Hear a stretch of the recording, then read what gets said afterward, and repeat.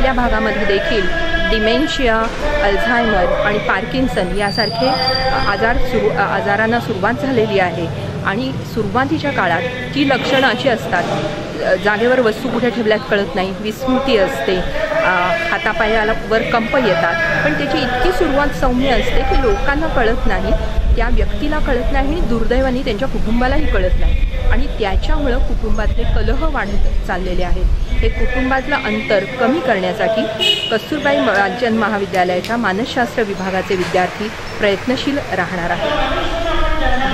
ज्येष्ठ नागरिक हेल्पलाईनच्या कार्यक्रमासाठी आलेलो आहे आणि ही जी संकल्पना आहे ही संकल्पना सांगली जिल्ह्यातल्या ज्येष्ठ नागरिकांचे अध्यक्ष संघांचे आणि माननीय सुरेश पाटील यांच्या संकल्पनेतून पुढे आलेली आहे आणि या संकल्पनेतून पुढे आलेल्या या हेल्पलाईनचा उपयोग जिल्ह्यातल्या महाराष्ट्रातल्या आणि भारतातल्या सुद्धा ज्येष्ठ नागरिकांना होण्याची जास्त शक्यता मला या ठिकाणी वाटते।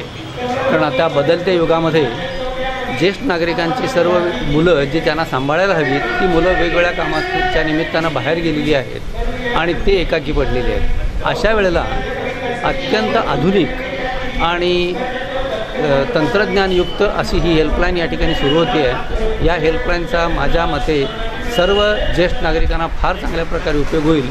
जास्तीत जास्त ज्येष्ठ नागरिकांनी याचं सभासद व्हावं असं मला या ठिकाणी वाटतं।